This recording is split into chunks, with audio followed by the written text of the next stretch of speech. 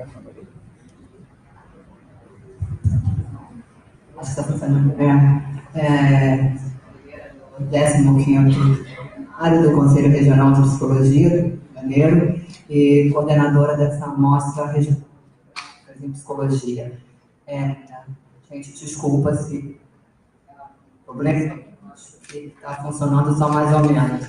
Depois a gente tenta ajustar isso.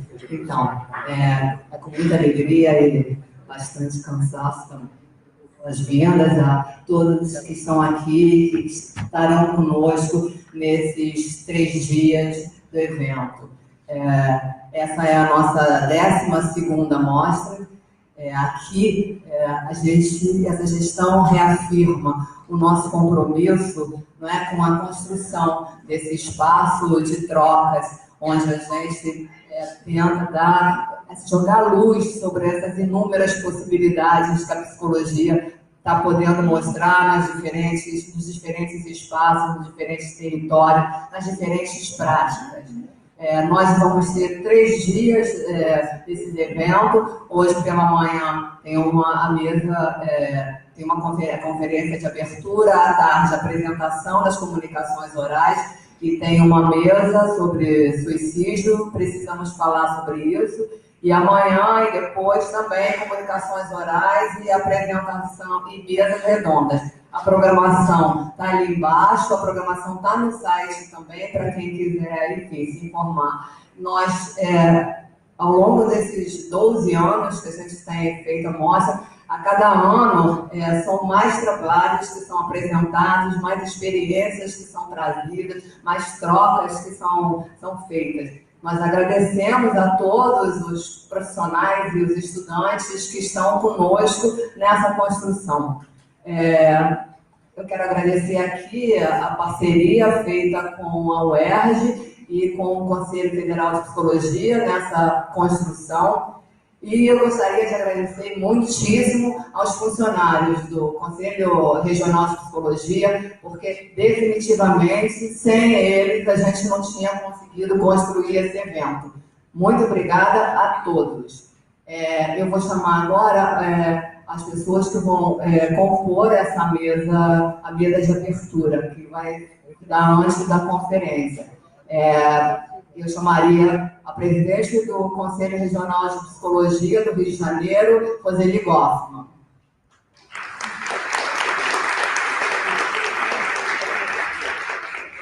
A representante do Conselho Federal de Psicologia, Márcia Maria Guadaró Bandeira. Olha a Márcia. É muito intimidade. Márcia Guadaró. O representante da Universidade do Estado do Rio de Janeiro, o professor Tiago Melício. E o representante do Sindicato dos Psicólogos do Rio de Janeiro, Francisco Bressi Júnior.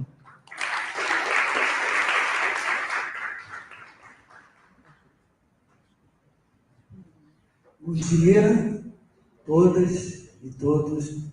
A 15ª plenária do Conselho Regional de Psicologia recebe vocês para fora do virtual, presencialmente, para ouvir os processos de trabalho que vocês têm para nos contar.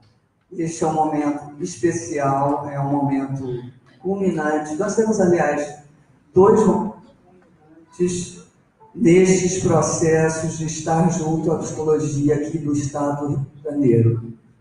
Um deles é a mostra, onde a gente conhece um pouco do trabalho que vocês realizam, e o outro será o COREP, que está vindo aí em frente, e que essa comissão organizadora que montou essa 12ª mostra vai passar praticamente imediatamente aos COREPs. E o que são os COREPs?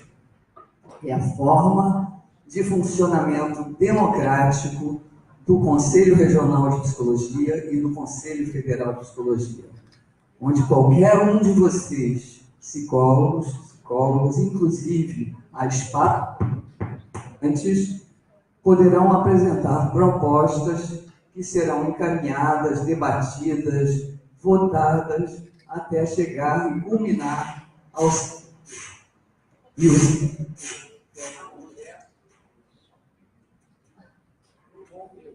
Aqui. Ah, voltou. Ele tem um problema, esse microfone. Às vezes ele funciona, às vezes não. Então, o Congresso Nacional da Psicologia são os cadernos de propostas que vêm desde a base da psicologia e são levados também à votação até essa fase nacional para eleger o que acontecerá nos próximos 3 anos de mandato, tanto do Conselho Regional de Psicologia quanto do Conselho Federal de Psicologia.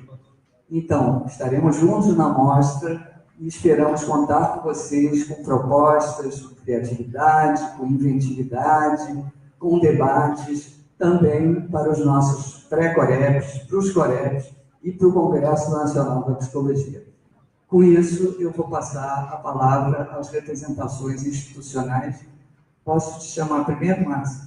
A queridíssima Márcia Badaró, que é a nossa representante aqui do Rio de Janeiro, lá no Conselho Federal de Psicologia, junto com uma pessoa ausente, mas presente em todos os nossos corações, que é Pedro Paulo Picari, que também é um outro representante do Rio de Janeiro, do nosso estado, lá no Conselho Federal de Psicologia.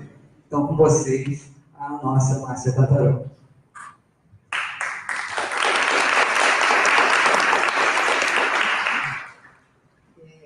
Bom dia a todas e todos. É sempre um prazer estar aqui nessa 12ª edição da mostra.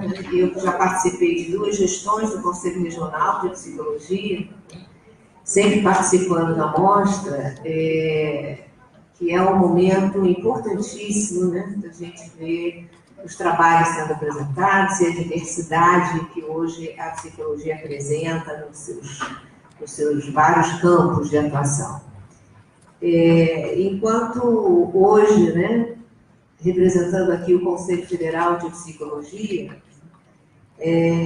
eu quero dizer para vocês que a gente me chamou a atenção, inclusive, o tema da mostra aqui, né, que é bastante interessante, que é ressignificando práticas, compartilhando experiências e construindo redes, né? Então, isso mostra uma psicologia em movimento o tempo inteiro, né? E ampliando seus territórios, as suas redes, né? Não só de trabalhos entre si, mas compartilhando e dividindo experiências com outros campos do conhecimento também, né? Eu quero dar os parabéns à iniciativa do CRP de ter retornado aqui ao UERJ para fazer essa mostra, né? Porque eu acho que isso significa um ato de resistência diante desse descaso e desrespeito, né? Dos que governam, ou diria, dos que desgovernam o nosso Estado, o nosso país. E a gente não pode deixar que a universidade, né, de reconhecimento nacional e internacional pela excelência, né, do seu corpo docente e de seus alunos, seja, né, maltratada do jeito que a gente tem visto, né? Foi maltratada, né? E foi nessa casa que eu fiz o meu mestrado, e hoje sou professora do curso de especialização em psicologia jurídica, né?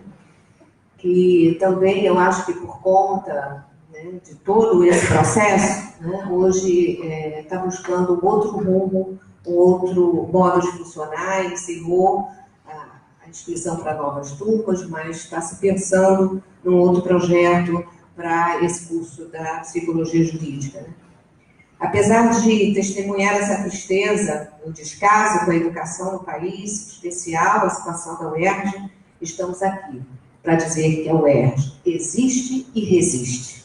E eu acho que esse é um ato importantíssimo, a gente está retomando, né? A última aqui foi 2012, né? Que nós, aliás, 2014, 4 anos, e a gente está voltando aqui. Hoje, no CFP, eu integro o 17º plenário, nessa gestão de 2017 a 2019, do qual eu me orgulho muito, né? Pela seriedade, pelo compromisso desse colegiado com a psicologia brasileira, né? e vivendo o desafio mesmo de colocar em prática as deliberações do 9º Congresso Nacional de Psicologia, que foi realizado em junho de 2016, pois esse Congresso Nacional é a instância máxima de participação de deliberações dos psicólogos brasileiros, né? E cabe às gestões do Conselho Federal de Psicologia dar-lhes andamento. Nós temos buscado trabalhar coletivamente com os conselhos regionais, né, que formam o sistema Conselhos de Psicologia, o Conselho Federal e os regionais, acolhendo de modo respeitoso as deliberações das assembleias das políticas da administração e das finanças do sistema Conselho de Psicologia, onde tem a representação de todos os regionais, respeitando nossos princípios éticos e políticos, do compromisso social da psicologia, com as transformações da nossa sociedade e com respeito aos direitos humanos. Nós somos hoje o país com o maior número de psicólogos do mundo. Nós somos 320.541 psicólogos. No Rio de Janeiro, somos quase 40 mil, se não me engano, né? 39 mil, né? Dos quais cerca de 34 mil são mulheres, né? E 5 mil homens. Né? Acho que está mais ou menos nessa proporção. A nível nacional, as mulheres representam mais de 80% da profissão. Né? Portanto, somos uma categoria majoritariamente feminina, o que nos traz também grandes desafios, né, específicos, né, nas questões, né, nos debates, nas ações sobre gênero. Em 2016, uma pesquisa realizada pelo DIEESE, né, pelo Departamento Intersindical de Estatística e Estudos Sociodemográficos, uma pesquisa sobre emprego e remuneração dos psicólogos no mercado formal de trabalho, apontou que o maior empregador dos psicólogos e psicólogas hoje é o setor público. 60,8% dos psicólogos estão nas políticas públicas, né? Sendo que 44,4% nos municípios, 22,2% estão nas entidades sem fins lucrativos e 12,6% estão nas empresas privadas. Isso nos mostra que a maioria de nós está inserida no campo das políticas públicas, no SUS, no CREAS, nos CRAS, na justiça, na educação, né, nesses campos das políticas públicas, que certamente estarão sendo representados aqui na nossa amostra pelos trabalhos, né, que geralmente vêm das pessoas que estão nesses campos de atuação. Esses dados também apontam para o Sistema Conselho de Psicologia, assim como para os sindicatos dos psicólogos, né, representados pela FENAPSE, que é a Federação Nacional dos Psicólogos, e as instâncias de formação em psicologia, representadas pela ABEP, Associação Brasileira de Ensino da Psicologia, né, precisam estar atentos a esses dados para que possamos melhor qualificar futuros profissionais para trabalhar nesses campos com melhores condições de trabalho. Este ano de 2018 é o ano da formação em psicologia. E, nesse sentido, o CFP, a Associação Brasileira de Ensino da Psicologia, a ABEP, e a Federação Nacional dos Psicólogos, a FENAPSE, publicaram o documento Revisão das Diretrizes Curriculares Nacionais para os Cursos de Graduação em Psicologia, que mobilizou docentes, estudantes e profissionais de todas as regiões do país, com encontros regionais, nacional, consulta pública, culminando na elaboração de uma minuta das diretrizes curriculares nacionais, concluída em junho desse ano e encaminhada ao Conselho Nacional de Saúde para parecer e ao Conselho Nacional de Educação, responsável pela avaliação, aprovação e publicação das diretrizes curriculares. Esse processo de ampla participação e discussão democrática sobre os rumos da formação em psicologia permitiu produzir uma proposta consistente que apresenta seus princípios, explicita as contribuições da psicologia para a sociedade e, com isso, representa a relevância da psicologia em nosso país e na América Latina. O CFP hoje integra entidades como a União Latino-Americana de Entidades da Psicologia, que é o LAPSE, acabamos de ter recentemente o congresso da ULAPSE, que é uma articulação de entidades e psicólogos latino-americanos criadas com o propósito, né, criada para o trabalho conjunto em benefício dos povos. Participa também do Fórum Nacional de Entidades da Psicologia do Brasil, o FEIPB, né, que é um conjunto de entidades representativas da psicologia no Brasil, e também participa da Rede Latino-Americana da Psicologia em Emergências e Desastres, além de outros coletivos, né, entre eles vários conselhos nacionais, né, Conselho Nacional de Direitos Humanos, Conselho Nacional de Direitos da Mulher, Conselho Nacional da Criança e do Adolescente, o CONANDA, Conselho Nacional de Saúde, o Nacional de Combate à Prevenção à Discriminação e à Promoção dos Direitos LGBT, Conselho Nacional de Segurança Pública, Conselho Nacional de Assistência Social, Conselho Nacional de Políticas sobre Drogas. Em novembro desse ano, nós estaremos realizando o 5º Congresso Brasileiro de Psicologia, Ciência e Profissão, com o tema Psicologia, Direitos Sociais e Políticas Públicas, Avanços e Desafios, né?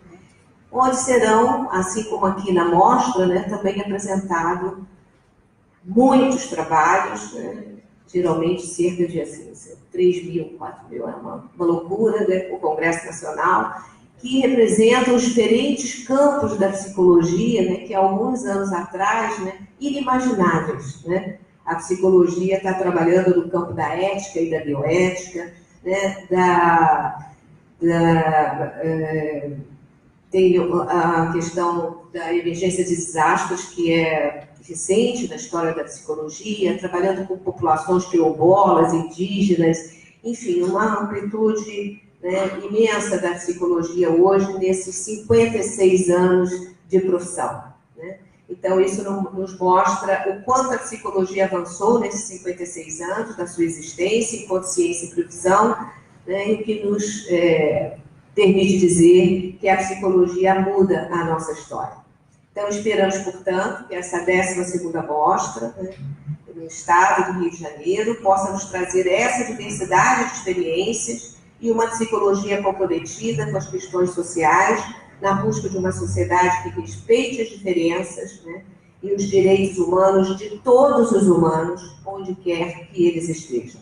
Então, em nome do Conselho Federal de Psicologia, cujo presidente estará aqui com vocês na palestra de encerramento, Rogério Giannini, né, encerra aqui a minha fala, esperando que essa mostra, né, seja bastante frutífera, né, e agradeço aqui à mesa e a todos vocês por poder estar aqui mais uma vez participando da mostra. Infelizmente, não vou poder participar dela integralmente, porque estou viajando amanhã para Brasília, porque temos plenária do Conselho Federal de Psicologia. Tá? Um abraço a vocês e bom proveito dessa mostra. Muito obrigada.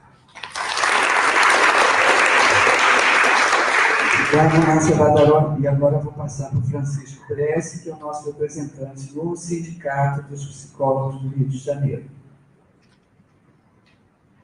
Bom dia a todas e todos. Eu estou temporariamente como presidente do Sindicato dos Psicólogos, já que a gente teve o atual presidente, Marinaldo Santos, está em licença sindical. Quero cumprimentar a mesa, né, agradecer o convite feito ao Sindicato dos Psicólogos, agradecer ao Conselho Regional de Psicologia por todo o esforço que tem feito em aproximar o sindicato da categoria, tem sempre convidado a gente a estar presente nos eventos. Essa é mais uma mostra, mais um momento importante que o Conselho Regional promove para que a categoria possa apresentar aquilo que tem feito na sua prática. É importante a gente lembrar que essas práticas não estão dissociadas da dimensão social do trabalho, da dimensão política do trabalho. Embora a gente tenha práticas muito interessantes e a gente tem uma categoria muito pulsante produzindo, a gente ainda tem um desafio muito grande, que é ter esse reconhecimento no mercado de trabalho. A gente está inserido, como foi citado, fundamentalmente nas políticas públicas, na assistência social, no SUS, mas a gente ainda tem um desafio de conseguir esse reconhecimento salarial, o reconhecimento de remuneração, de condições de trabalho que não é uma realidade, muitas vezes, para a maioria de nós, que trabalhamos nos municípios, que trabalhamos fora dos grandes centros. E mesmo nos grandes centros, isso ainda é uma dificuldade que a gente enfrenta. O trabalho das psicólogas é um trabalho, no que diz respeito à importância reconhecida, a gente é chamado a estar nessas políticas, porque temos muito para contribuir. Então, fica aí o convite para que a categoria se aproxime do sindicato, para que conheça essa rede de articulação que foi citada aqui, para que a gente possa lutar por melhores condições de salário e de trabalho e ter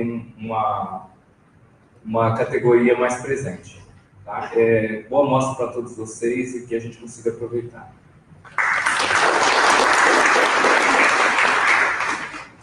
Bem, bom dia a todas e a todos. Meu nome é Thiago Melício, sou psicólogo, professor de psicologia aqui da UERJ, do qual me orgulho muito estar nessa posição. Eu tenho uma dupla vinculação, né? Sou conselheiro do Conselho Regional de Psicologia nesse momento, mas estou aqui representando o Instituto da UERJ de Psicologia.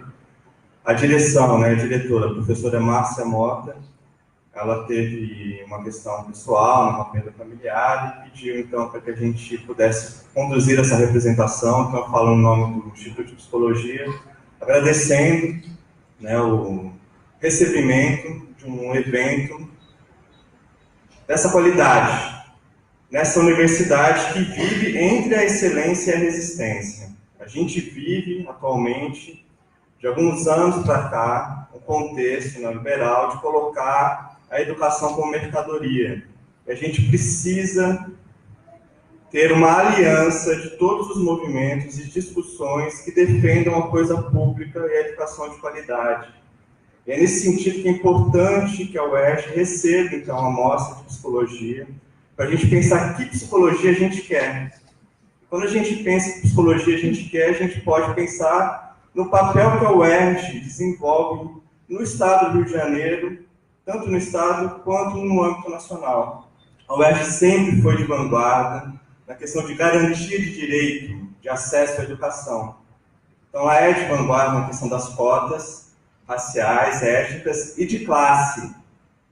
Então, pensar que a universidade recebe uma mostra de práticas de psicologia, é pensar que a gente, então, está alinhando, está afinando esses movimentos de defesa dessa diversidade da psicologia. Então, na segunda-feira, agora, dia 27, a gente comemora, né, o Dia das Psicólogas e dos Psicólogos, maioria mulheres, né, a gente pensar que a gente está defendendo uma diversidade dessas psicólogas e desses psicólogos. Pensar quais são as psicólogas que a gente está formando, qual diversidade, lugares de fala que elas representam e eles representam. E nesse sentido, é importante a gente pensar no papel da UERJ. Eu me lembro de ouvir, né, um pouco da história desse tipo de evento, se o Sistema Conselho de Psicologia faz. A Ana Bock comentou que quando eles pensaram a primeira mostra de psicologia, isso foi lá no final dos anos 90, eles separaram um evento, lá em São Paulo, um local grande, né, o AMB, só que poucas pessoas se inscreveram. Daí eles estavam tentando entender por que poucas pessoas, poucos psicólogos se inscreveram no evento de prática de psicologia. Daí começaram a perguntar, olha, você que trabalha com os índios, por que você não veio? Você que trabalha lá na questão rural, por que você não veio? Você que trabalha na saúde, por que você não veio? Ah, porque eu não vejo que isso faz parte da psicologia. Então, assim, quando a gente pensa em psicologia, a gente quer, e qual que é a relação da formação com as práticas de psicologia, a gente pensar um pouco no nosso histórico, o histórico de uma ênfase clínica, né? Mas que hoje a gente vê, então, uma inserção cada vez maior e mais acentuada, e que bom que seja assim, nas políticas públicas. Por isso, pensar uma amostra de práticas, pensar nos processos de trabalho. Porque se a gente tem, então, uma formação generalista, que é dividida em ênfases, isso são em todas as universidades, tem esse modelo, né, discutido pelas diretrizes curriculares nacionais, que o CFP, com a ABEP e com a FENAPES conduziram, pegando de 2004, 2011 e atual, a gente tem que pensar numa postura dos profissionais de psicologia. Então, assim, eu queria agradecer, né, novamente, ao Conselho Regional de Psicologia que está vindo aqui, agradecer a quem organizou o evento. É muito difícil organizar um evento como esse. O Conselho Regional de Psicologia, assim como a Universidade do Estado do Rio de Janeiro, né, enfim, somos públicos, uma autarquia federal, tem dificuldades também, né, de conduzir isso, só tem uma fonte de renda, então a gente tem que pensar quem são as pessoas que podem ajudar. Então, a gente pede aí, né, um pouco de compreensão, né, dessas dificuldades. Também agradecer a figura da presidente, da diva Lúcia Galtério Conde, né, que não pôde estar aqui, está representada pela Roseli, mas agradecer também pela condução que ela tem durante todo esse tempo, dessa gestão do 15º plenário, e desejar a todos e a todos, então, uma boa mostra, uma boa discussão, uma boa reflexão para a psicologia e para todos. Obrigado.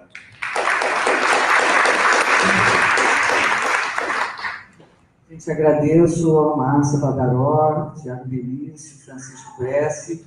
E nesse momento a gente desfaz essa mesa para convocar nossa outra mesa de abertura. Muito obrigada. Um pequeno comentário.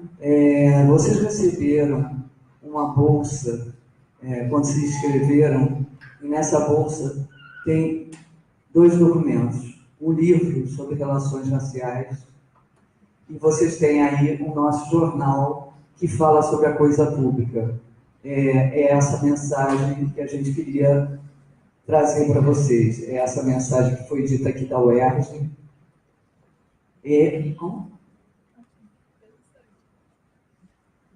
Então, e é uma mensagem assim, com o discurso e com o pensamento que congrega o 15º plenário do Conselho Regional de Psicologia. Vocês leiam com carinho, que é realmente um produto muito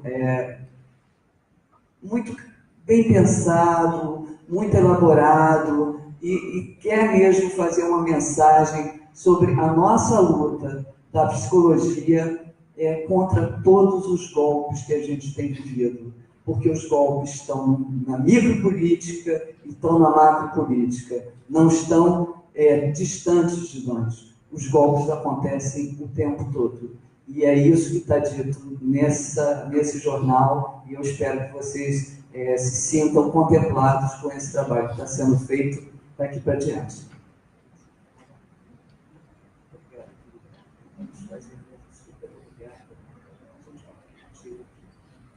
Muito bem, eu agora vou chamar a nossa mesa de abertura. Primeiro vou chamar a Rosemary Barbosa Lima.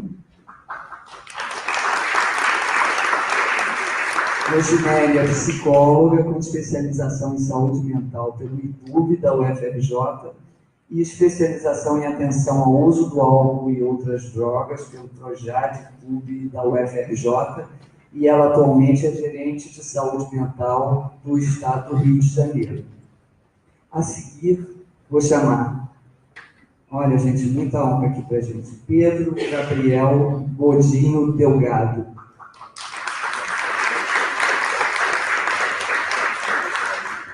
Pedro Gabriel é psiquiatra e professor do Instituto de Psiquiatria da UFRJ, doutor em Medicina Preventiva pela USP e pós-doutor na London School of Hygiene and Tropical Medicine da Universidade de Londres. E vou perguntar qual de vocês gostaria de abrir nossos trabalhos nessa mesa de abertura.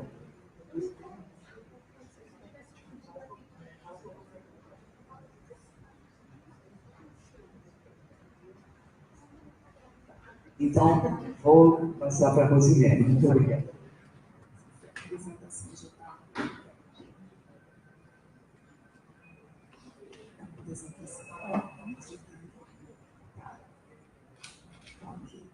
Bom, gente, bom dia. É um prazer enorme, né, estar aqui. Agradeço pelo convite, né, do CRP, a oportunidade.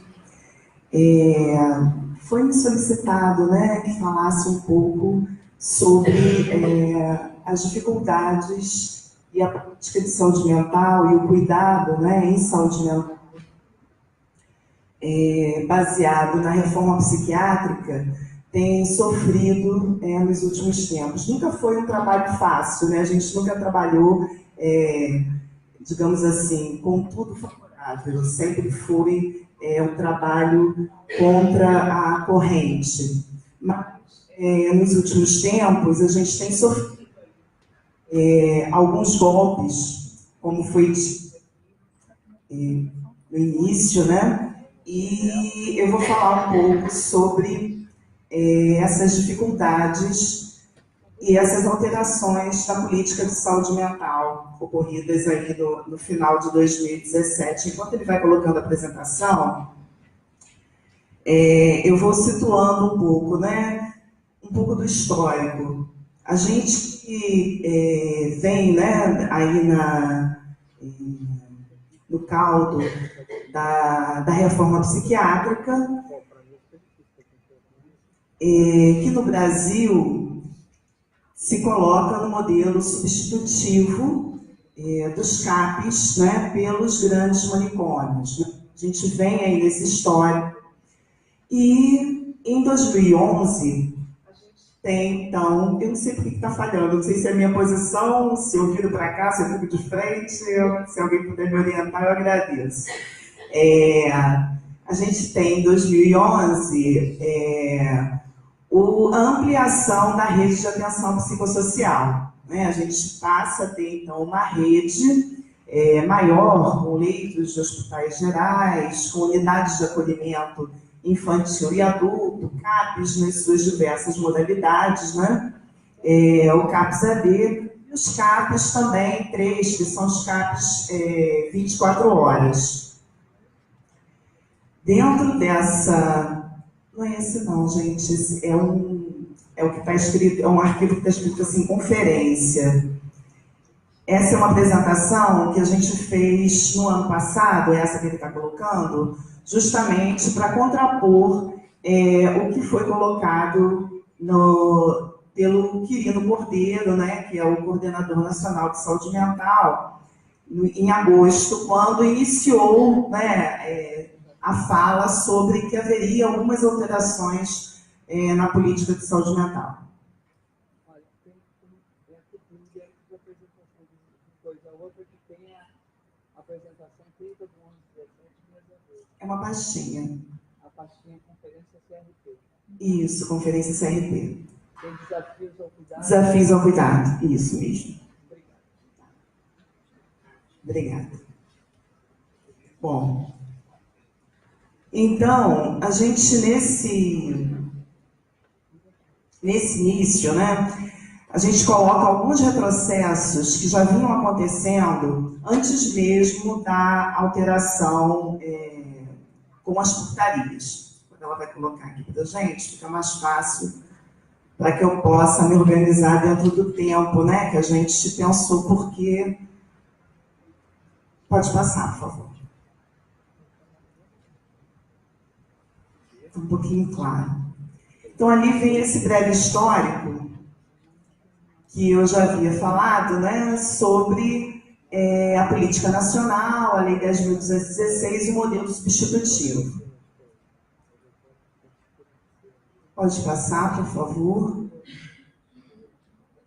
Tem que apagar a luz, porque está um pouquinho difícil de enxergar.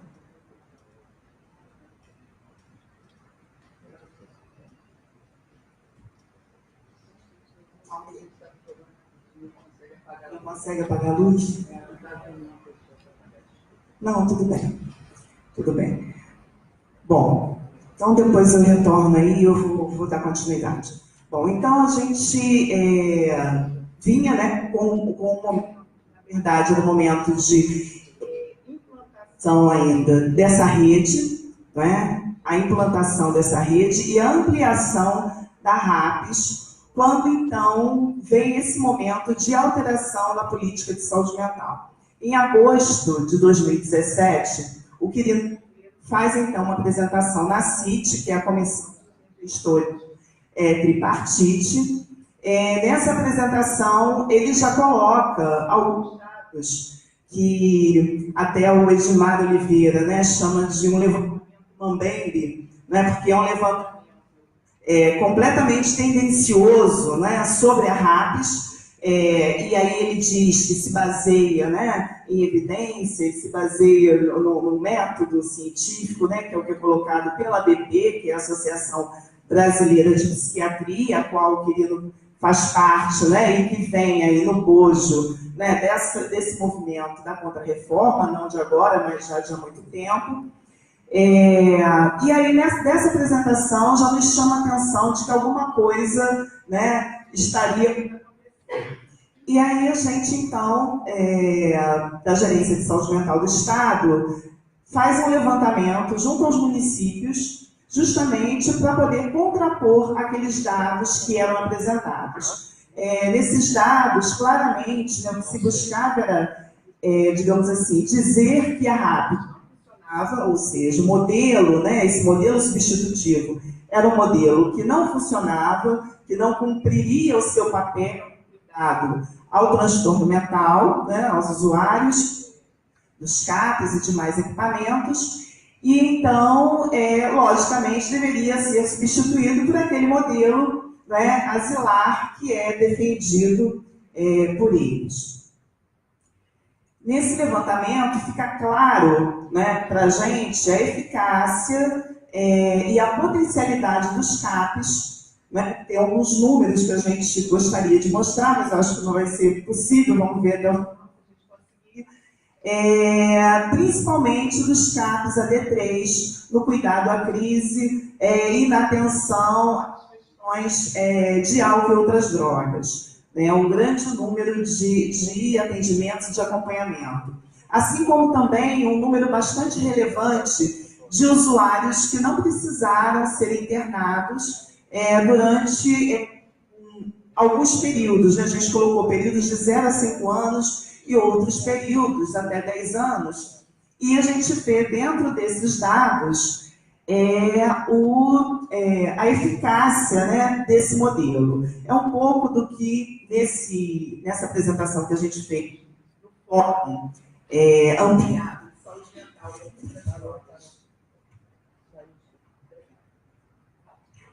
No final de 2017, um pouco do que é colocado. Um pouco do que é colocado também pelo Edmar, né? De que esse modelo, né, a gente já mostrou que é possível, né, cuidar sem o manicômio, né? Então, isso é reforma. Você se livrou dessa, viu? É possível, né, esse cuidado sem o manicômio, né? A questão é que é muito mais fácil, né, é muito mais difícil a gente conseguir, né, consolidar a reforma, né, a gente levaria muito mais tempo consolidando a reforma, e a gente estava nesse momento, né, e é muito mais rápido o desmonte, né, que é o que a gente tem visto acontecer, infelizmente. Então, já tá? Que bom. Então, vamos lá. Então, já falei aqui, né, coerente com as diretrizes, avançar em determinada a proibição da abertura de novos leitos psiquiátricos no país. Esse foi o avanço, né, que eu estava falando da reforma, e a extinção definitiva de qualquer forma de internação de cidadãos com sofrimento psíquico em hospitais psiquiátricos e quaisquer outros estabelecimentos de regime fechado. Pode passar, por favor.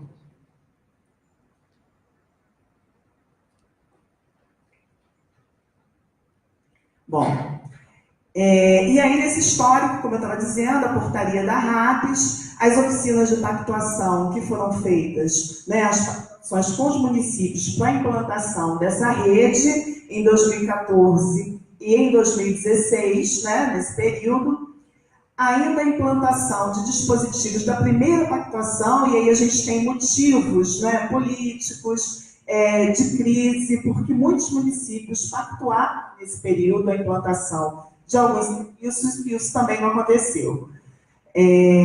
A precarização da rede assistencial, a precarização dos contratos de trabalho, esses são processos, né, antes dessa alteração.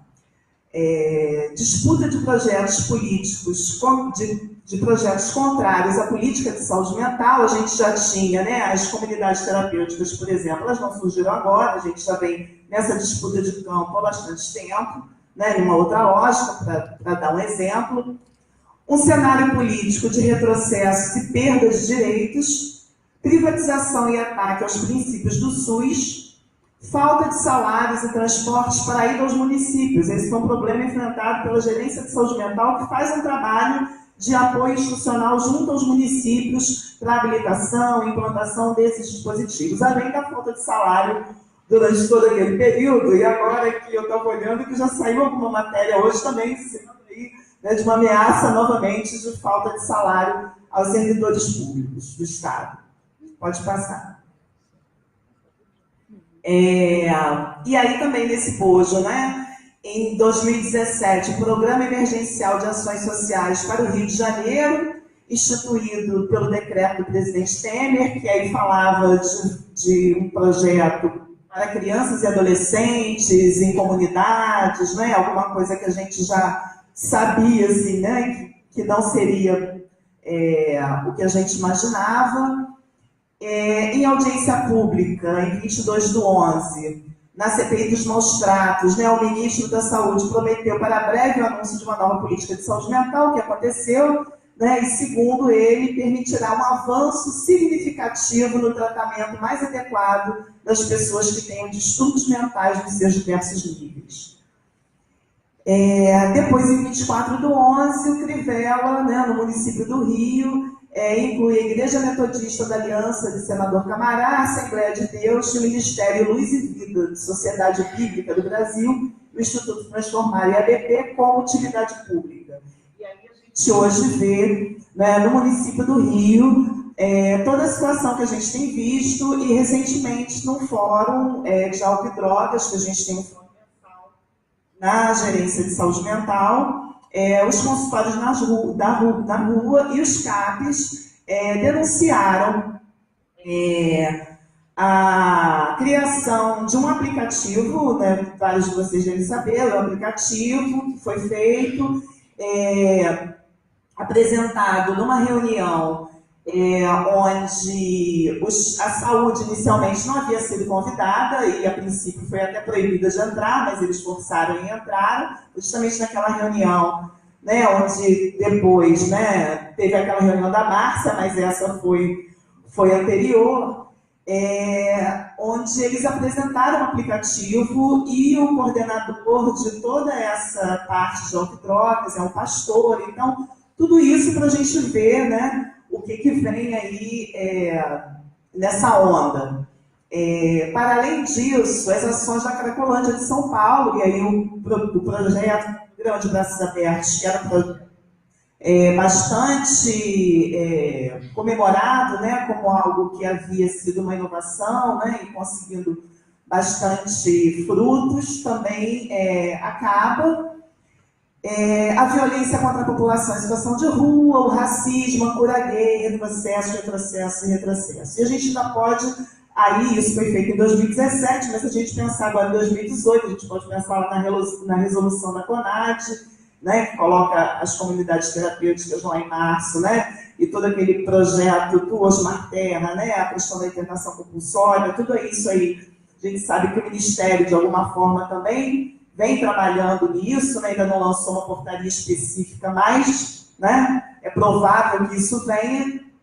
Então, é nesse cenário que apresentamos esses dados, que foram esses dados, como eu falei, do levantamento feito em 2017, como mais uma tentativa de resistência para garantir o que conquistamos até aqui e o que queremos ainda conquistar, né? Os dados eu apresentei recentemente num evento do CRP, eu acho que está lá gravado, então hoje, né, a gente vai falar só de alguns pontos. Bom, então as alterações na política. Como eu disse, foi feito aquele levantamento Mambembe, né, para que se chegue à conclusão de que a rede de saúde mental tem recursos de custeio mal utilizados, e aí a gente tira esses recursos para colocar em outras coisas, né, mais interessantes do ponto de vista da gestão federal. O apoio da Contra-Reforma, a apresentação do coordenador, como eu já disse, na CIT em 2017, e aí as portarias que chegam com essa alteração em dezembro de 2017. Pode passar. E aí ele insere o hospital psiquiátrico na RAPS, na Rede de Atenção Psicossocial, aumenta o mínimo de leitos em enfermaria de saúde mental. Esses são alguns pontos, né, que eu pensei, né, mais gritantes dessas alterações. A gente tem lá um mínimo de leitos de saúde mental, que era a portaria 48, que, na verdade, esses leitos eram leitos para uma curta internação, né, para aqueles momentos de crise, né, ou não, né, mas que se, dentro do projeto terapêutico, se acreditava que pudesse ter algum efeito essa internação naquele momento. E aí, o que essa portaria traz, então? Ela aumenta este número de leitos, que era um mínimo de 4, e geralmente os leitos, mais leitos, tem 8 leitos, né, porque a gente entende que não é necessário o mini manicômio, né, papel do CAPS dá conta dessa crise. Então, né, nessa articulação da rede, era esse local. E aí, o que ele coloca? Né, ele aumenta esse número para 30, coloca que eles têm que ter uma produtividade de 80%. Ora, uma produtividade de 80% é manter esses leitos ocupados, né, quase que todo o tempo. Né? Inventa o CAP 3R, né, que é um CAP de referência que ficaria próximo às cenas de uso, né, para fazer o trabalho que, ao nosso ver, né, pelo que foi apresentado, seria uma porta de entrada para as comunidades terapêuticas. Em 15 de agosto de 2018, agora recentemente, a portaria 2434 aumenta a diária dos leitos de longa permanência dos hospitais psiquiátricos. Né? E aí, o que significa isso? Né? Isso é um movimento de longa data dos donos de hospitais. Está no momento, né, já desde o início do trabalho da reforma, de fechamento desses leitos, de fechamento desses hospitais. Alguns hospitais, nesse momento, têm sua porta fechada, outros ainda nesse trabalho, né, para que isso aconteça. E a situação de aumento de leitos e de colocar o hospital psiquiátrico dentro da rede, ela dificulta muito esse trabalho. Né? Eu recentemente um exemplo de uma visita que a gente fez a um determinado hospital psiquiátrico, onde o dono virou para a gente e disse assim, no final da visita, ele falou, não, mas a gente recebe muito pouco, né, para fazer isso, para fazer tudo isso que a gente faz. E a gente também tem uma ligação direta, e tem mesmo, né? A gente tem uma ligação direta com Brasília. E tá para sair a portaria aí que vai aumentar. E saiu, né? Porque isso não tem um mês que a gente fez essa visita. Né? Então, para a gente ver que não é nada, não é um acaso e não é um grupo. É algo muito bem organizado, né? Uma política muito de desmonte, muito bem organizada, né? Para que esse tipo de local, de manicômio, de exclusão, de tudo aquilo que a gente viu no passado, retorne com força total, né, se a gente permitir. Continuando. O aceleramento, né, o acelerado processo de desmonte das políticas públicas em nosso país, a crescente precarização dos serviços, tanto em termos de infraestrutura, quanto de recursos humanos, uma vez que a precarização dos contratos de trabalho produz, dentre outras consequências, um excesso de rotatividade dos trabalhadores, comprometendo sua qualificação técnica e, consequentemente, a plena sustentação da potência de cuidado ofertada pelo dispositivo. Então é isso, a gente vê os CAPs, né, aqueles CAPs que têm contratos, né, como a gente vê aqui no município do Rio, vivendo, né, da corda bamba, para além daqueles onde tem, né, mesmo equipes que são equipes, digamos assim, concursadas, também sofrendo quase que um aniquilamento, né, porque, na verdade, o custeio que o Ministério dá para esses serviços já não é algo que realmente pudesse, né, manter da forma como deveria.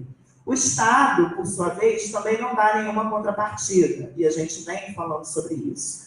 E muitos municípios acabam também, na lógica, né, daquilo que mais me interessa, financiando, por exemplo, as comunidades terapêuticas em detrimento das unidades de acolhimento.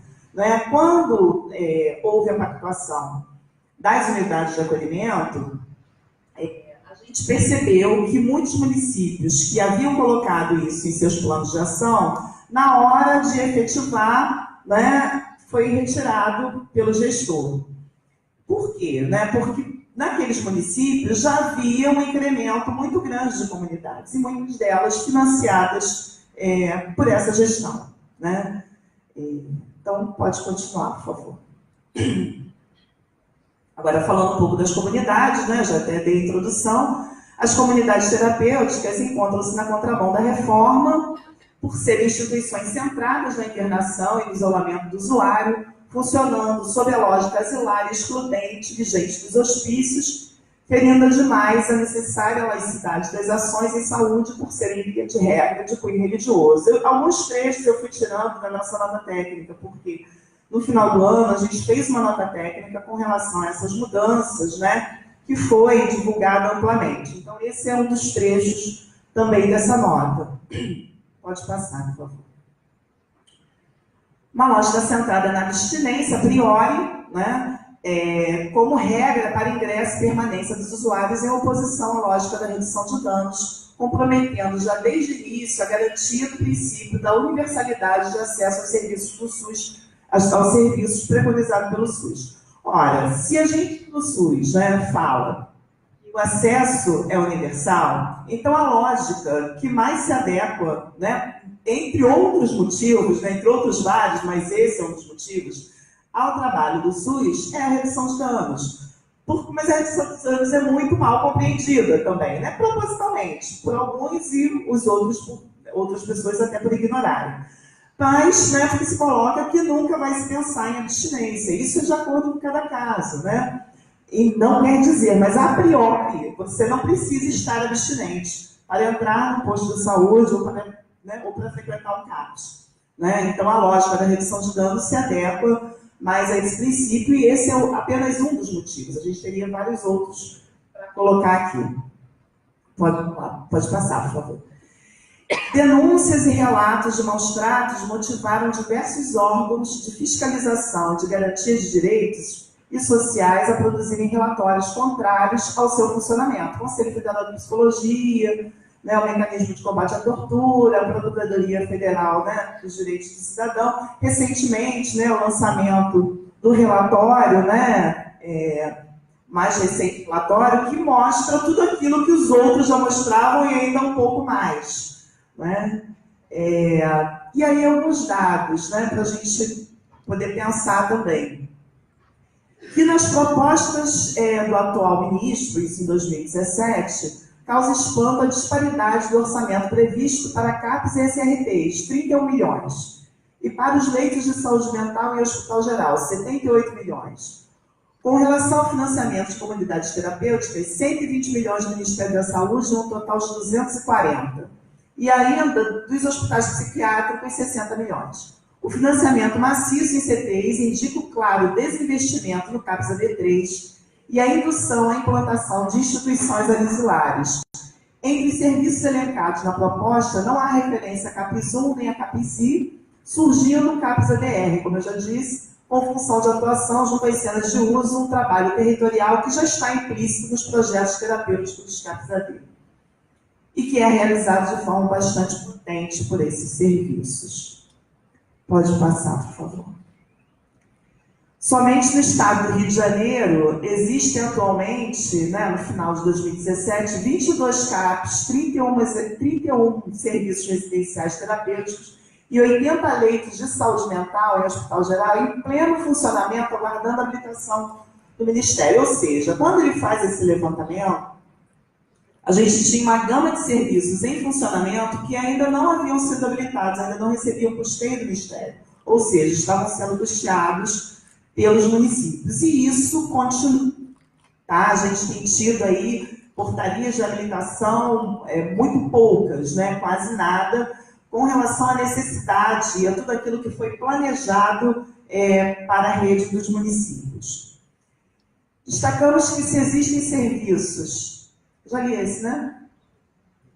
Peraí. Não. Destacamos que se existem serviços pactuados que ainda não foram implantados, por outro lado, o Ministério da Saúde, no ano corrente, até a presente data, não cumpriu com a aplicação das propostas já aprovadas, o que faz com que muitos serviços estejam em funcionamento sem receber o custeio federal, dificultando a implementação de novos equipamentos, na medida em que os municípios se veem obrigados a assumir integralmente o custeio dos dispositivos já implantados e em funcionamento.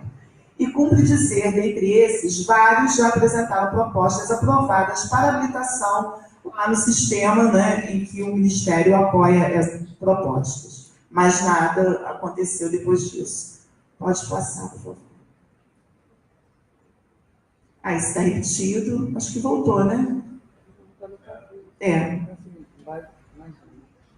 Tá. Outros pontos, né, que eu gostaria de abordar. Já falei, né, que as mudanças vêm no momento da implantação e consolidação da RAPS, né? A gente não estava ainda com uma rede consolidada, ainda necessitando de muita coisa. Um pouco do porquê que os leitos de hospital geral e da unidade de acolhimento não decolaram. A unidade de acolhimento, um pouco por conta dessa disputa, na verdade, a gente tem 2 unidades de acolhimento de adulto que funcionam no município do Rio, né? E uma de infantil que funciona em Campos. Para a gente ter uma ideia que os outros municípios que pactuaram acabaram por não fazer essa unidade, que é um dispositivo bastante importante na rede, quando faz a retirada do território, né, daquele usuário, né, que dentro do seu projeto necessita daquela retirada por um tempo, né, diferente de uma internação.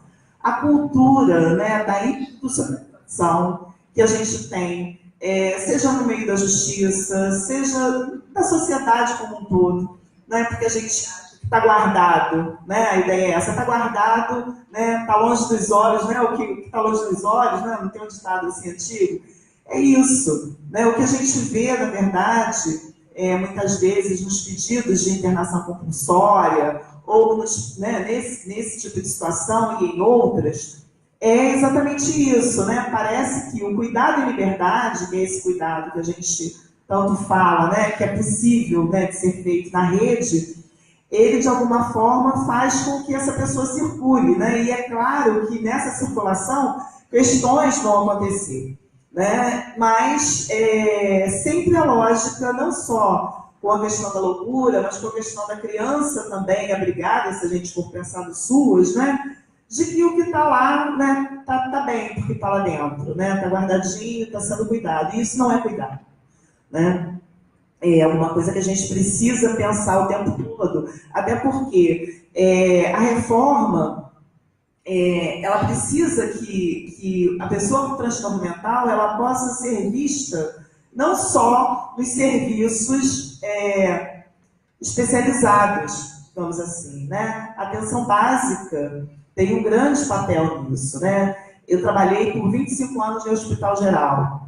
E quando chegava alguém com transtorno mental, era aquilo, né? Chama o pessoal da saúde mental. Mas essa pessoa podia estar com problema renal, né? Ou com outro problema qualquer, né? Mas o que sempre se via, né, era a questão do transtorno. Então, a gente tem um trabalho grande feito nesses meios, né? Eu aproveito para falar isso aqui, porque acho que aqui também devem ter colegas, né, que trabalham em hospital geral, que passam, né, e que vêm essa situação. Então, é uma resistência, gente, no dia a dia, né? Não é só a saúde mental, né? A pessoa que tentou suicídio, então tem que passar lá o tal né, da notificação, né? Não, mas vai o pessoal da saúde mental, porque tem um jeitinho melhor de perguntar. Não tem jeitinho melhor de perguntar, né? Se é a notificação compulsória, todo mundo pode perguntar. Né? Então, a gente precisa trabalhar para que eles possam estar em todos os espaços, né, de cuidado e outros espaços, né, não só de cuidado. A questão dos serviços especiais terapêuticos, que a gente está com esse problema nesse momento. O que aconteceu? Nessa mudança, né, das portarias, se coloca que o serviço residencial terapêutico faz uma mudança sutil, né, e insere, porque antes era um serviço voltado para aquelas pessoas regressas de longas internações, né?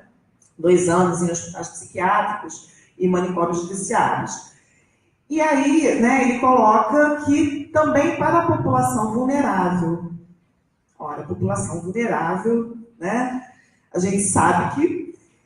Então, o que tem acontecido ultimamente? Conversando até com o pessoal do Ministério Público, né, eles falam, não, mas falou que mudou. Eu falei, gente, né, mudou, mas não mudou. Para a gente não mudou. A gente tem muita gente, a gente ainda tem muita gente para retirar do hospital psiquiátrico. E isso é mais um adendo, né? Porque se você começa a colocar, se já é difícil montar o serviço, se já é difícil habilitar, receber o custeio, e aí você começa a ter uma entrada, né, via MP ou via juiz, né? Porque daquela pessoa que está em situação vulnerável que vai entrar na RT, você não tira quem está dentro do hospício, né? Para colocar naquela vaga.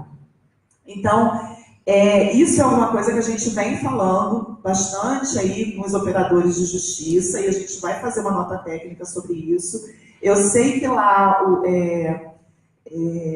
a plataforma, né, que foi feita eleitoral antimanicomial, né, para que os candidatos, né, quisessem aderir aqui no Rio de Janeiro, ela coloca isso, né, mas aí eu já sinalizei lá para o pessoal, falei, gente, olha, isso aqui, né, e aí a gente vai fazer né, colocar ali uma mudança, porque realmente é o que tem acontecido em muitos municípios. Outro dia desse a gente tinha uma pessoa para sair da clínica Égua, a vaga era daquela pessoa, e entrou uma pessoa por internação compulsória lá na Baixada Litorânea, porque tinha alguém, né?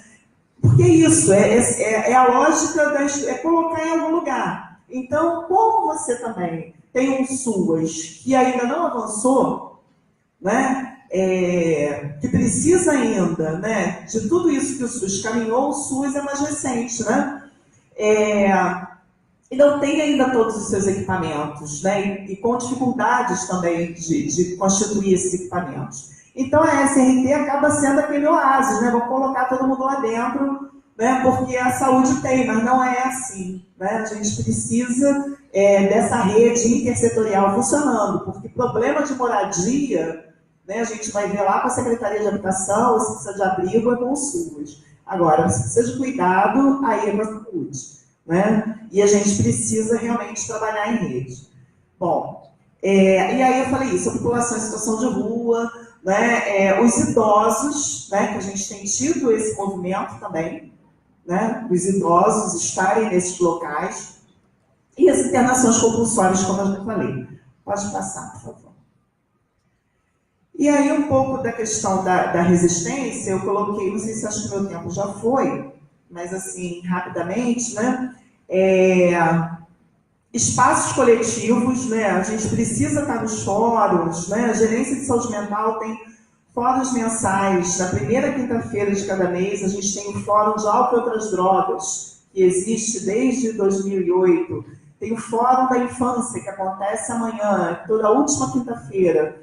Também, digo, desde 2004, né, amanhã vai estar abordando a questão do suicídio, da automutilação, mas por um outro viés lá, apresentando o pessoal do REP da Saúde.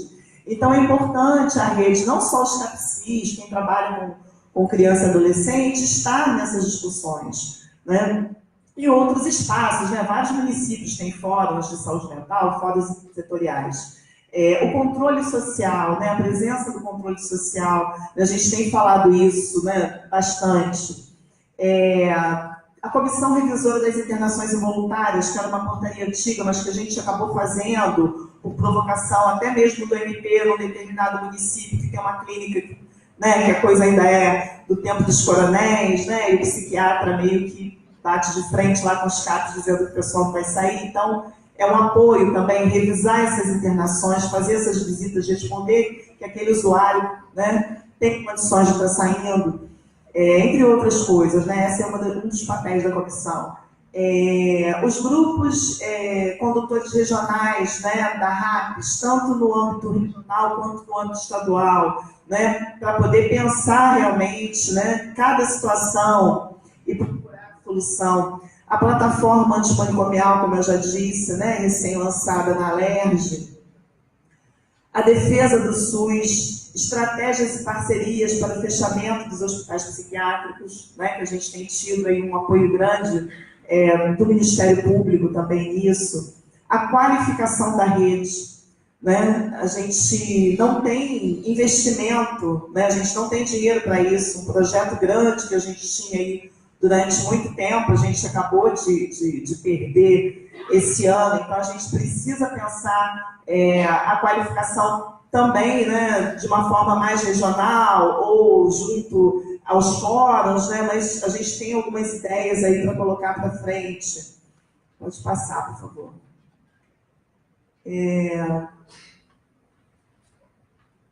Ficou faltando ali que, na verdade, não deixar que se apaguem e divulgar as experiências exitosas, que eu acho que é um pouco do papel dessa mostra aqui também.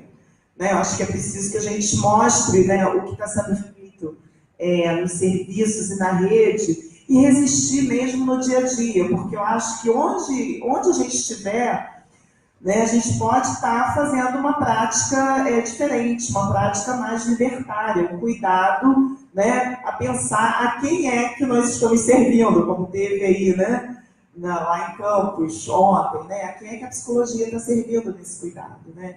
Eu acho que isso é importante a gente pensar quando o professor aqui traz que é uma postura, né, profissional. Eu acho que independente de você estar no hospital, ou na atenção básica, ou na educação, ou no SUAS, né, onde você estiver, é preciso a gente estar refletindo, né, que prática é essa que a gente está fazendo, a quem é que a gente está servindo, que cuidado é esse, né, que eu estou oferecendo, né, se é um cuidado libertário, porque o manicômio não está só, né, nas paredes do manicômio. Essa é uma frase recorrente, né, o manicômio pode estar em qualquer lugar, até mesmo dentro de um CAPS, dependendo das práticas, né, que a gente faz ali.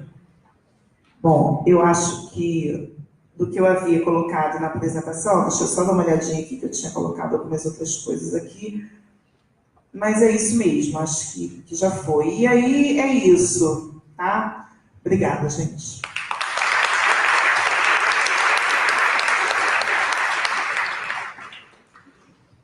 Obrigada, Rose. Com a palavra, Pedro Gabriel. A gente tem, assim, até meio-dia. Okay?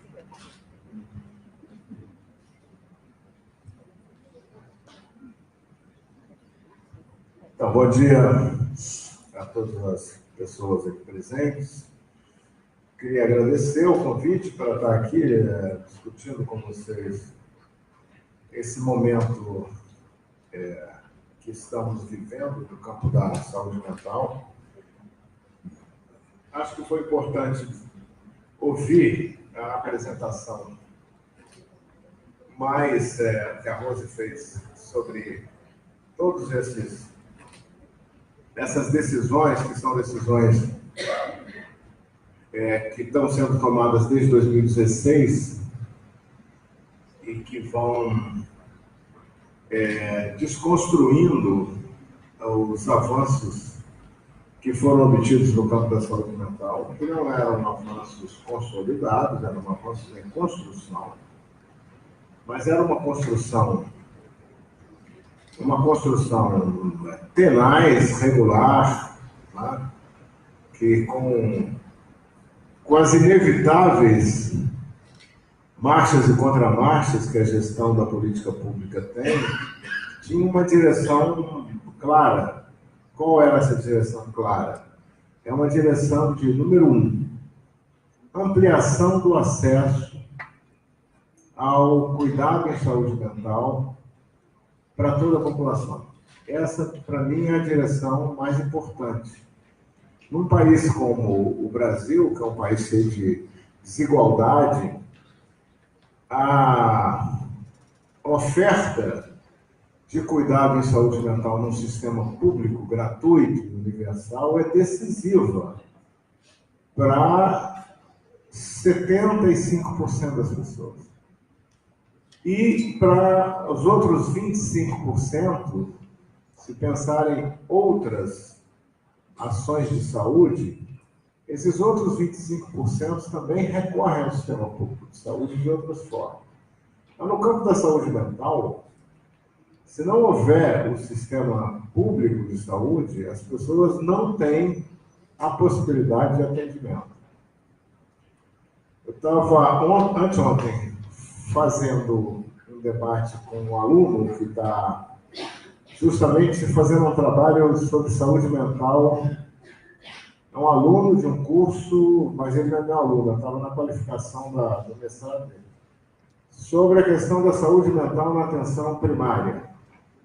Ele é um médico de família daqui do Rio de Janeiro.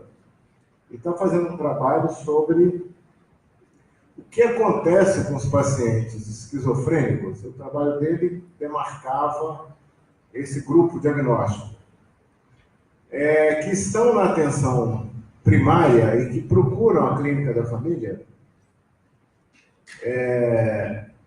por razões não ligadas ao seu sofrimento mental, mas ligadas aos seus problemas clínicos.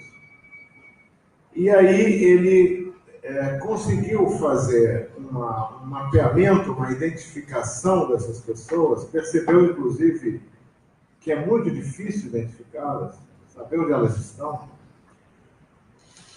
para saber o que se passa com elas. Ou seja, pessoas que têm transtornos mentais graves,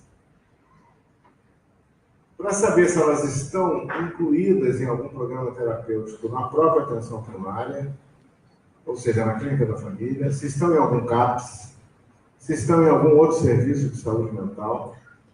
E ele está no meio do trabalho, foi só uma qualificação, e o que se percebe, só para dar esse exemplo, isso é apenas um exemplo, é aquilo que nós já sabíamos.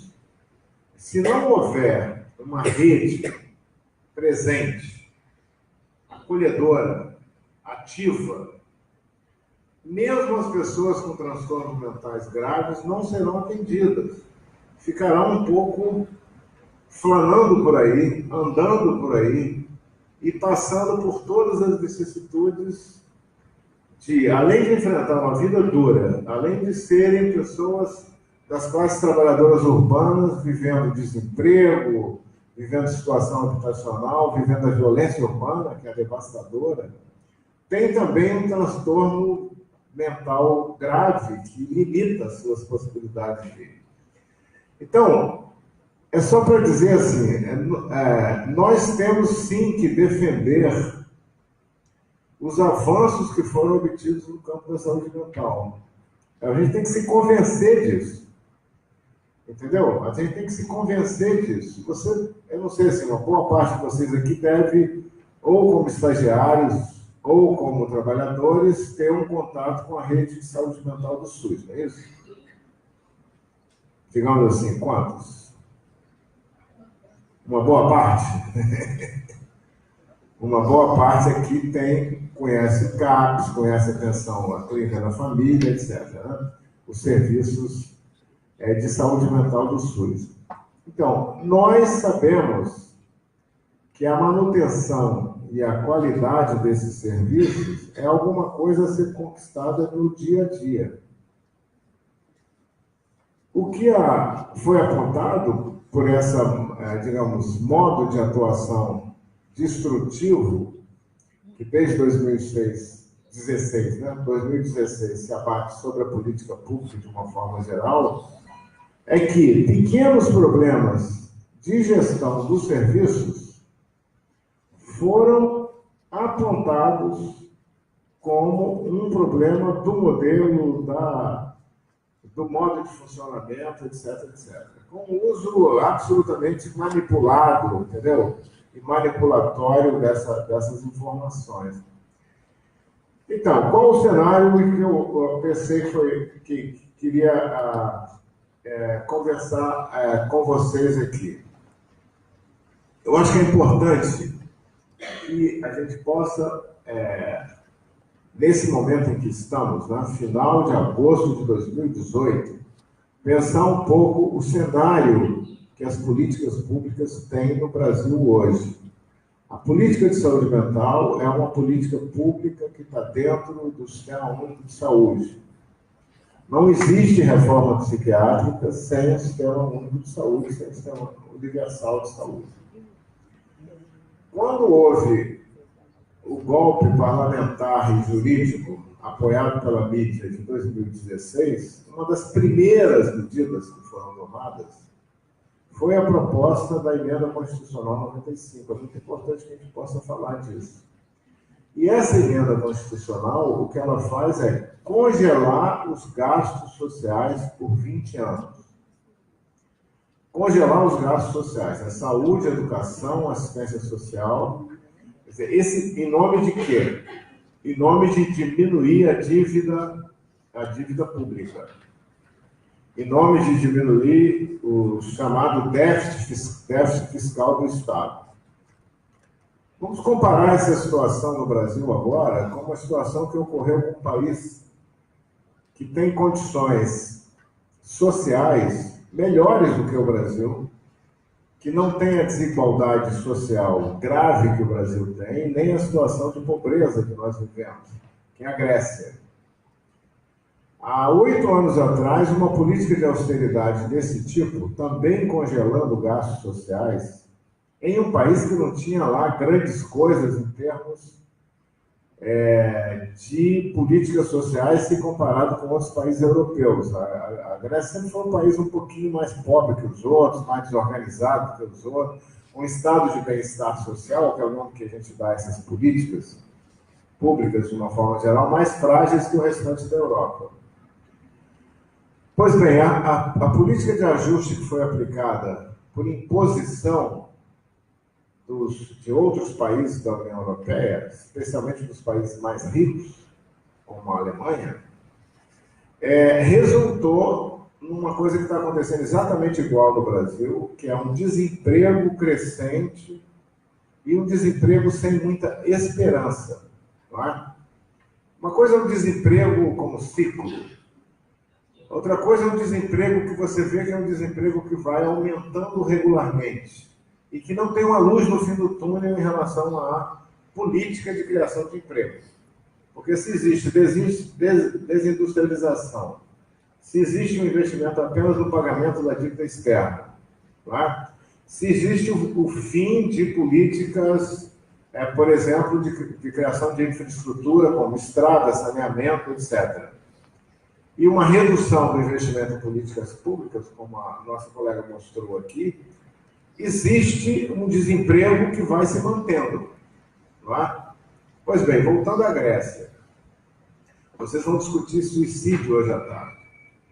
Todo mundo sabe, desde Durkheim, desde o estudo clássico de Durkheim, que o suicídio como fenômeno social, né? Como fenômeno coletivo e social, ele apresenta uma distribuição na população que era mais ou menos semelhante nos diversos países da Europa quando ele estudou no início do século XX, que é uma distribuição em que no início da juventude a curva é maior, ou seja, o número de ocorrências é maior, depois uma progressiva estabilização ao longo da vida, uma estabilização do número de ocorrências do evento suicídio e tentativa de suicídio, e uma subida, um pico, depois dos 60 anos, que existe o suicídio da pessoa idosa, que aumenta um pouco. Mas isso é mais ou menos assim, estável. Foi a descoberta descoberta não, a criação do Durkheim, que nos interessa para discutir o suicídio, a ideia de suicídio é um evento tragicamente individual, não é isso? É uma coisa de uma tragédia individual. Entretanto, é um fenômeno coletivo, porque é um fenômeno que atinge as populações de uma forma geral. É que ele percebia que existiam algumas regularidades. Pois bem, voltando à Grécia, essa curva mudou. Não é comum essa curva mudar. Essa curva muda em situações de guerra, em situações de anomia, como dizia o próprio Durkheim, em situações de grandes tragédias. É muito impressionante o que se passou. Quer dizer, 8 anos depois do início dessas mesmas políticas que estão se aplicando aqui, que a gente chama de políticas neoliberais, o suicídio de jovens do sexo masculino entre 35 e 40 anos na Grécia deu um salto. Então, é uma coisa assim aterradora, se você pensar. São pessoas muito jovens, mas são aqueles adultos jovens que já ficaram procurando emprego, que já tentaram procurar emprego durante esse período da retração econômica e que chega num certo momento já desistem de procurar. Ontem uma pessoa falou para mim, não é por causa não é questão de desemprego, não é a mesma coisa, mas falou assim: eu não vejo nenhum futuro para a minha vida. Uma pessoa de 22 anos, aí, claro que opa, tá? Claro que você fica, opa. Que mensagem é essa? Dita num contexto de intenso sofrimento. Porque pode ser uma mensagem também, tá? Dita num contexto em que não existe um intenso sofrimento. Agora imagina, pessoas de 30 e tantos anos, masculinos, jovens, por que não podem também prover o sustento, porque não podem, não veem perspectiva, e não veem nem perspectiva da migração, porque a Europa não está lidando bem com a migração, a Europa está muito pouco generosa com as crises que ela própria ajudou a criar, as crises econômicas que ela própria ajudou a criar. Então, esse exemplo é para dizer assim, é um pouco assim, dialogando com os dados com os quais eu concordo e com as análises que eu concordo integralmente, que foram apresentadas aqui sobre a política de saúde mental, dizer para vocês que quando nós pensarmos na questão da resistência, e temos que fazer resistência dia a dia, e criar coletivos, e criar formas de resistência, e fazer feiras que mostrem, né, o bom resultado das políticas que foram implementadas, mas eu acho que nós temos que fazer isso tendo uma visão de conjunto da gravidade do momento histórico e do momento que estamos atravessando no nosso país. Tem alguma coisa que é estrutural. Se você vive um contexto que é um contexto de desemprego estrutural sem perspectiva, a análise que a gente tem que fazer da saúde mental tem que levar isso em conta. Entendeu? Tem que levar isso em conta. Não pensem que a gente vai ficar criando políticas, pequenos experimentos, se as pessoas não veem o futuro, não veem a possibilidade de dar um passo adiante. Então, por que eu estou dizendo isso? Estou dizendo para uma primeira conclusão que eu queria trazer para vocês, uma primeira ideia que eu queria trazer para vocês. Nós temos, como profissionais do campo da saúde mental, que contribuir para um aumento de uma consciência coletiva. Acho que é nossa obrigação também, como profissionais de saúde mental, a consciência coletiva sobre a situação de impasse que o nosso país atingiu com essa proposta materializada no assim chamado governo Temer. Um governo ilegítimo que só foi colocado lá para executar esse tipo de política.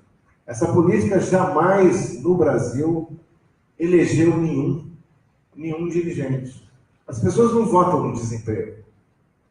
As pessoas não votam no fim da aposentadoria. E é extremamente cruel a mensagem que é passada para a população quando o governo Temer começou a fazer a propaganda, junto com a Rede Globo, a propaganda da importância da reforma da Previdência, que chegou a colocar, inclusive, cartazes nos aeroportos, rodoviária, dizendo: você precisa saber que cortar os seus direitos agora, é a única garantia de ter direitos no futuro. É uma mensagem de uma crueldade extraordinária, não é verdade? Então corte o seu próprio direito, porque senão os seus netos, sei lá o quê, entendeu?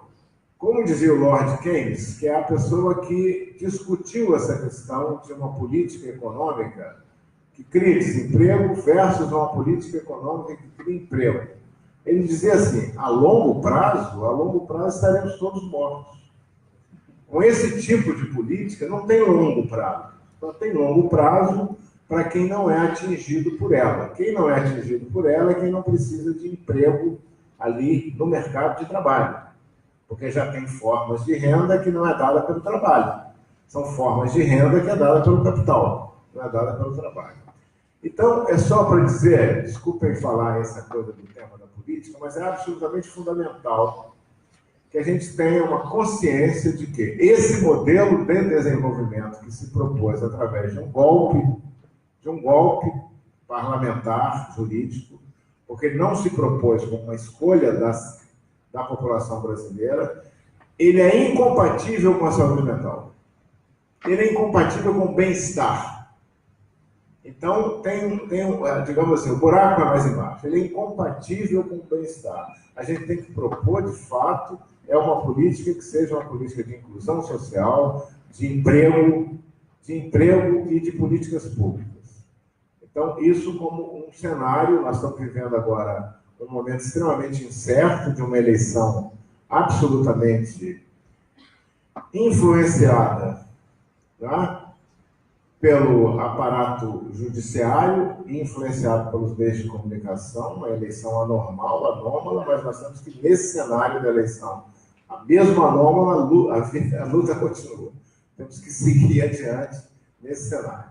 Então, a minha primeira consideração, eu não posso deixar de falar sobre isso. Não há saúde mental com desemprego estrutural. E está havendo nessa questão do desemprego também algumas coisas importantes, com múltiplos comentários nesse ponto.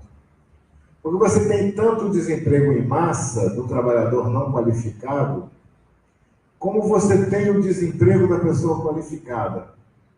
Porque são setores inteiros da economia que estão sendo desmantelados.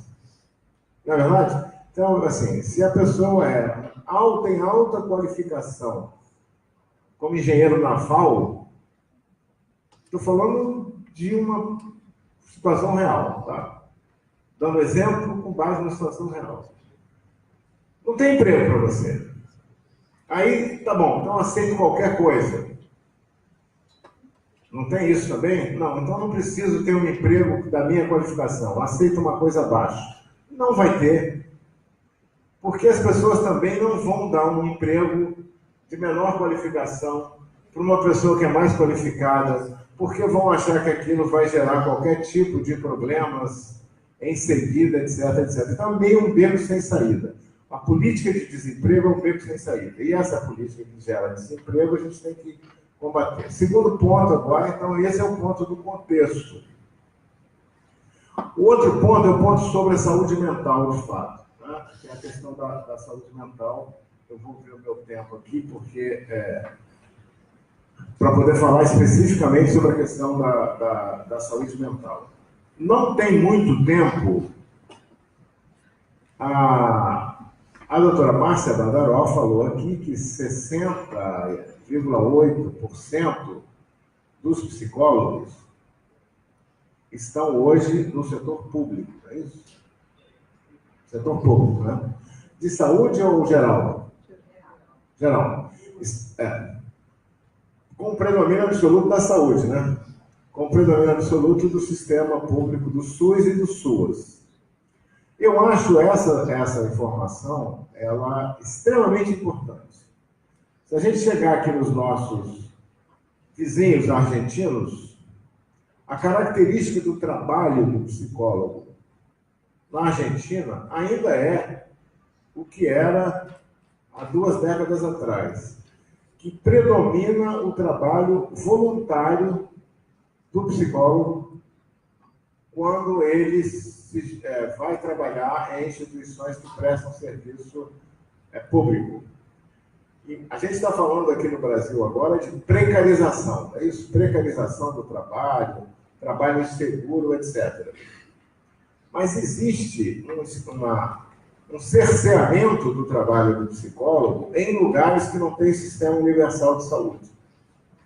Entendeu? Então, a gente tem que defender o sistema universal de saúde e não fazer concessões em relação a isso.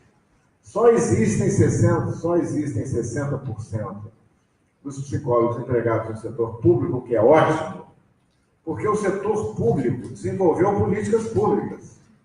E essas políticas públicas estavam em expansão.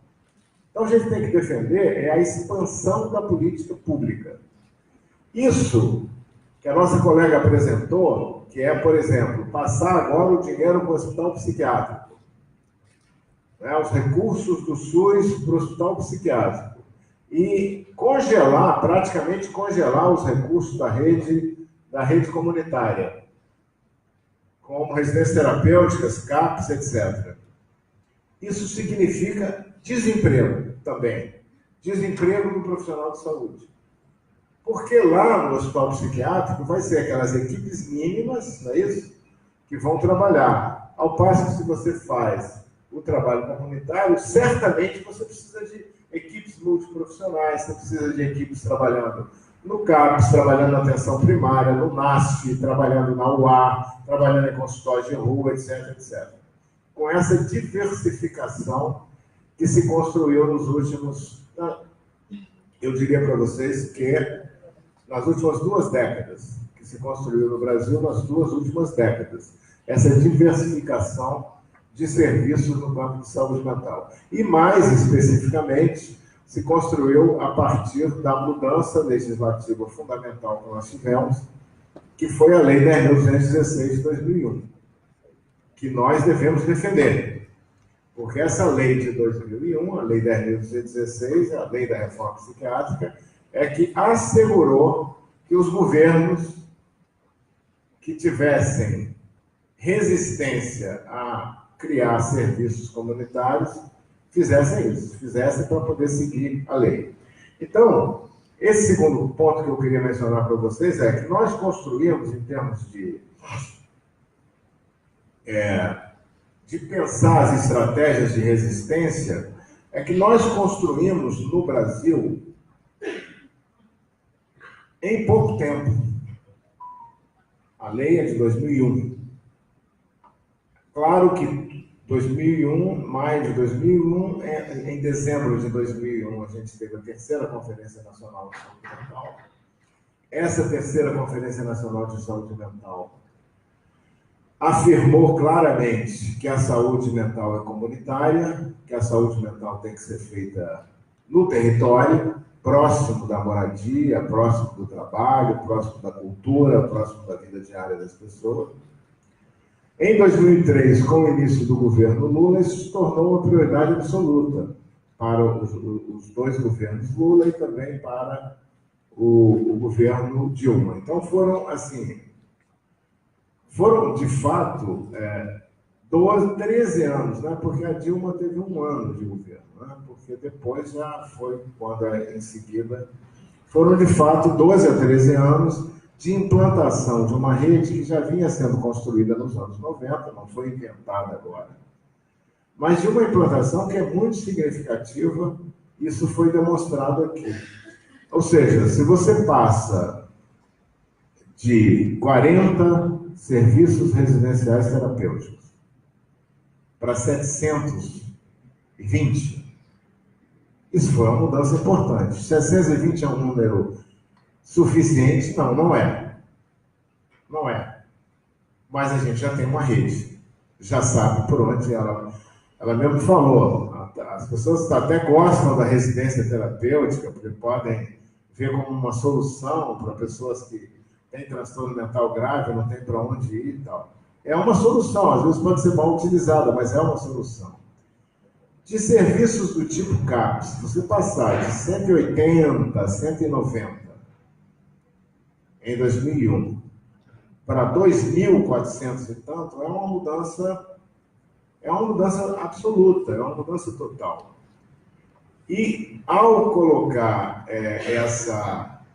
esse serviço com esse grau de expansão, foi necessário construir, claro que vocês têm diversas orientações teóricas, matrizes teóricas diferentes, e isso é absolutamente valioso e desejável, não é isso? Você segue orientações teóricas diferentes, se aproximam mais de um tipo de orientação do que de outro, fazem escolhas. E é isso que é importante também.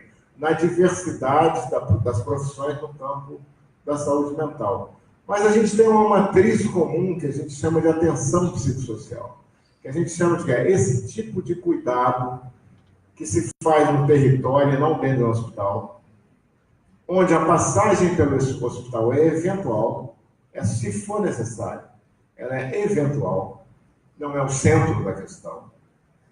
Com essa política que está sendo colocada agora, o recurso está indo para o hospital e está saindo da atenção comunitária, o que significa que é uma tentativa de restaurar o modelo anterior. Tá?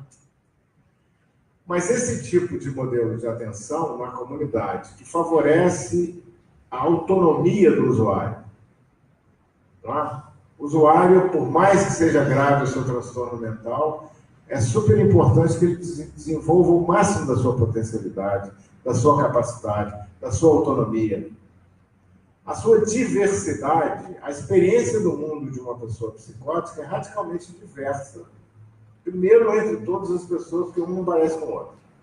Mas é diversa daquilo que a gente chama de neurose ou normalidade, alguma coisa assim. É diversa, é uma visão de mundo diversa, é uma experiência diversa. Esse campo que nós chamamos de atenção psicossocial nos ensina a respeitar essa diferença. A respeitar. Tendo uma crítica que faz parte da nossa formação ética sobre a nossa vontade de normatizar, a nossa vontade de tornar as coisas mais corretas. Não é isso? De fazer o desempenho ser mais correto. Ou seja, a gente aprende na atenção psicossocial que a gente tem que ajudar as pessoas a andarem sua vida melhor. Não é transformar uma pessoa em alguma coisa que ela não é.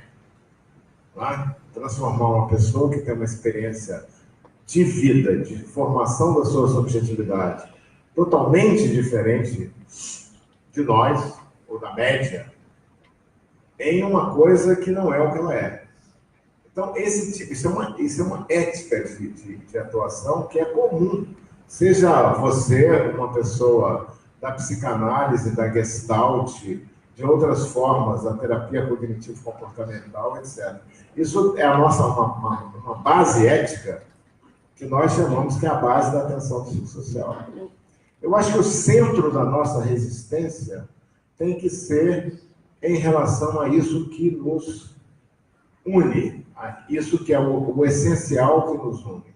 Porque quando o eventual coordenador de saúde mental hoje, o eventual coordenador que está colocado lá para desmontar a atenção psicossocial. Mas é uma pessoa que está lá por causa disso, cumprindo uma função de destruição, tá certo? De desconstrução. Quando ele menciona as fragilidades da nossa rede, ele menciona dessa forma aí que você estava citando, que é mambembe, né? Uma forma meio assim. É mambembe tendenciosa, né? É tendenciosa. Quem disse que a rede de atenção psicossocial está pronta? Quem disse que ela está dando conta do total das pessoas que precisam? Só quem não conhece o tema, não é? A proporção de pessoas na população geral que precisam de um cuidado mais ou menos regular em saúde mental varia entre 3% a 10% da população que precisam de cuidado mais ou menos regular. Se você considerar as pessoas que precisam de um cuidado eventual, digamos assim, que precisa de ter uma orientação ou uma consulta ou um atendimento, mesmo que na atenção primária, uma vez ao ano, pelo menos, isso fica em torno de 15% a 20% da população. Então, a magnitude, como dizem os epidemiologistas, a magnitude, o tamanho da presença das necessidades de saúde mental na população é muito grande. E é agravado com a crise social, com o desemprego, com a violência. Por exemplo, nós estamos vivendo no Rio de Janeiro uma situação de violência, um agravamento da situação estrutural de violência que já existia. isso afeta diretamente o bem-estar psíquico das pessoas. Isso nos convoca também para ações psicossociais. Não é isso? Então, a gente tem uma agenda que está sempre aumentando, está sempre sendo convocada a fazer mais. Então, eu acho que a nossa resistência tem que ser uma resistência pela afirmação daquilo que foi construído. E aí, eu teria, até a gente conseguir mudar o cenário político brasileiro, restaurar o Estado Democrático de Direito, vencer a proposta do neoliberalismo, dessa coisa do neoliberalismo, que quer cortar políticas sociais. Cortar políticas sociais que nem tão dispendiosas são assim. Tá certo? O valor total da Bolsa Família é menor do que o valor total do auxílio moradia do sistema judiciário anual, né, do Brasil. Tá certo? Só que um favorece 12 milhões de pessoas e o outro favorece 80 mil pessoas. Favorece não, acrescenta o que já está aos outros demais privilégios que existem. Então, é um país desigual. É um país desigual que, se não tiver políticas de inclusão, ele não realiza também a proposta da atenção psicossocial. Então, sem falar, e muito além disso, eu acho que eu queria falar para vocês, assim, depois de eu ver o que está se passando de 2016 para cá, que é um desmantelamento, é um desmonte, é que a gente tem que pensar que a nossa resistência, ela vai se construir, primeiro, são os 2 pontos que eu mencionei. Primeiro, com um aprofundamento da nossa consciência crítica sobre os adversários da política pública de uma forma geral e da crise que nós estamos vivendo. Então, eu acho que a nossa militância política é convocada para que a gente possa trabalhar no sentido da defesa da reforma. Sem ter ilusões em relação à gestão. Você não pode ter ilusões numa pessoa lá que foi colocada num governo para desmantelar o SUS. Não vai ser a pessoa quem você vai convencer de que o SUS é importante. Deixa essa pessoa lá, faz reuniões com ele, se precisar, entendeu? Mas sabendo que não é ali no cenário da luta. Não é? E por que ela quer desmantelar o SUS? Por interesses econômicos, por interesses dos planos de saúde, por interesse das chamadas clínicas populares, que são financiadas pelo setor bancário, que eu digo, setor financeiro, pelo setor financeiro. Os planos de saúde são todos do setor financeiro. O SUS, a saúde no Brasil é um setor que movimenta quase 8 a 10% da economia, o setor como um todo, do PIB. A maior parte é privado. O setor público que eles estão cortando é muito menor do que o total dos recursos que circulam no chamado setor econômico da saúde, que tem indústria de medicamentos, tem planos de saúde, é isso? Tem indústria de equipamentos, tem fornecimento dessas coisas todas, dessa parafernália de exames, etc, etc. E tem o setor privado mesmo, que é menor mesmo, privado, aquele do consulta particular, etc. E tem o SUS. A proporção que o Brasil gastava antes do golpe de 2016 com o SUS, com o sistema público, ainda era menor do que a proporção que os países que medianamente têm saúde pública gastam. Então, o SUS já era subfinanciado, já tinha um financiamento insuficiente. Então, isso é uma coisa importante para a gente saber. E o outro ponto é o ponto de que nós construímos no Brasil uma proposta de saúde mental chamada atenção psicossocial, que se faz na rede pública, que se faz no território, que afirma a autonomia das pessoas, que afirma o bem-estar na vida cotidiana como algo que se deve buscar, que afirma o debate do contraditório entre modelos de compreensão diferentes, que são perfeitamente absorvíveis no campo da atenção psicossocial, esse modelo de contradição, ao contrário dessa tipo de intervenção que diz que existe uma única verdade, que é a verdade chamada baseada em evidências, etc, etc. Que evidências?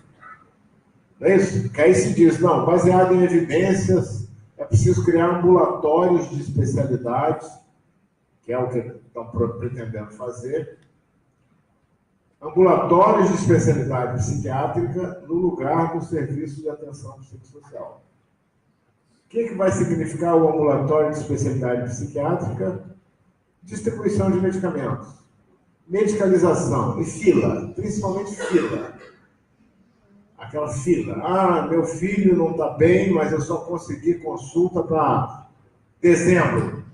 Ora, se você seu filho não está bem e você só conseguiu consulta para dezembro, esse sistema não serve. Não é verdade? E ela vai derivar para buscar qualquer outra coisa. Mas a proposta de reambulatorização da saúde mental pública está sendo proposta também. Então, é um retorno de modelos que já se provaram ineficazes. Então, eu penso que a nossa resistência tem que passar por uma coisa do tipo... A nossa resistência tem que passar por uma questão que está em marcha a construção de uma forma de atendimento que tem respondido às necessidades da população, mas que precisa de aprofundamento, de aperfeiçoamento, etc. Esse modelo de construção, ele é consentâneo com a nossa formação teórica, técnica, ele nos convence de que é o caminho correto.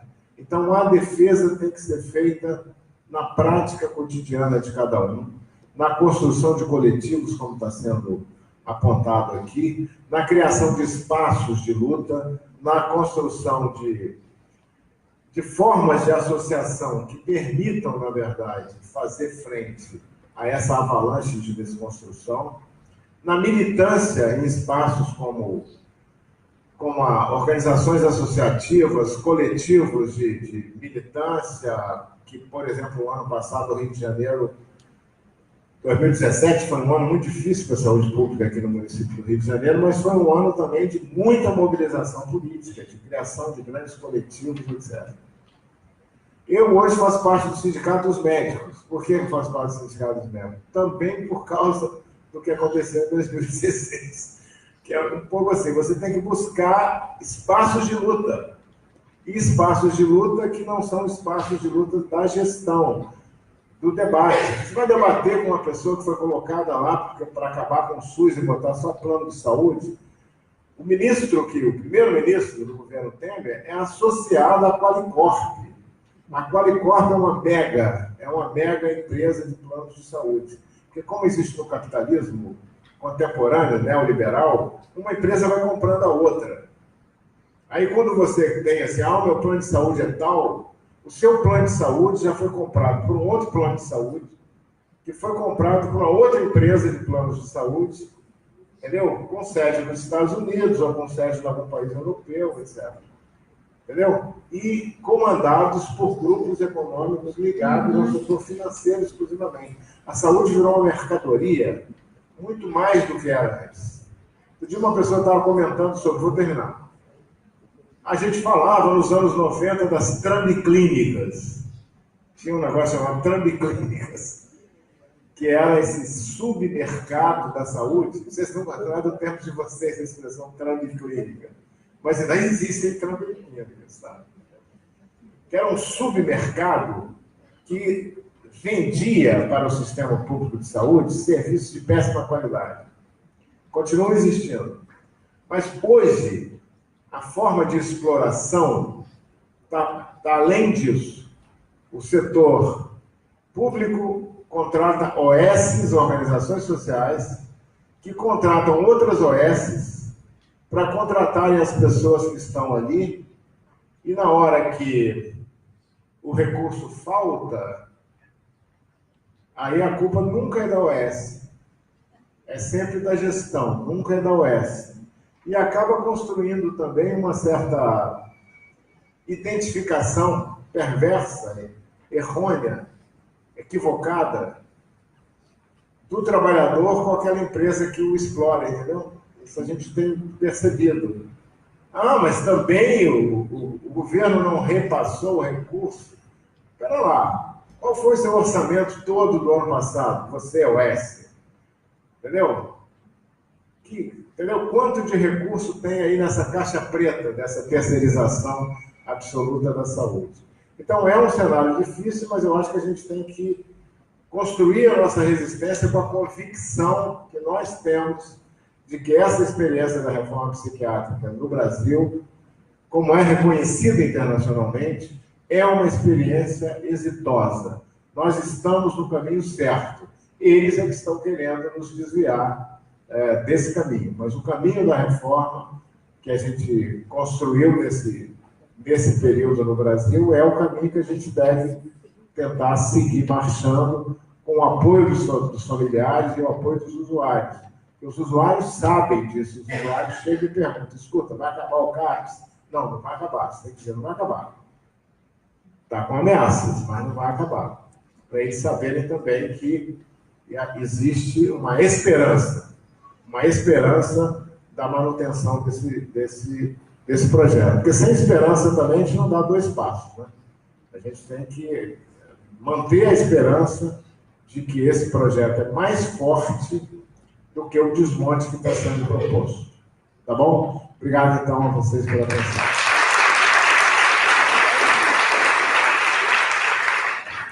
Sinto muitíssimo, mas a gente não pôde continuar de ouvir e também não temos o tempo necessário para fazer um debate.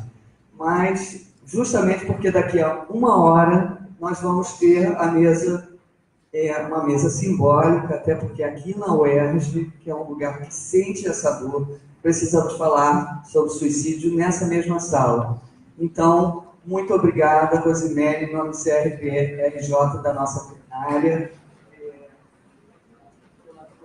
pelos teus dados que você trouxe com tanto carinho. Muito obrigada. E até já, pessoal.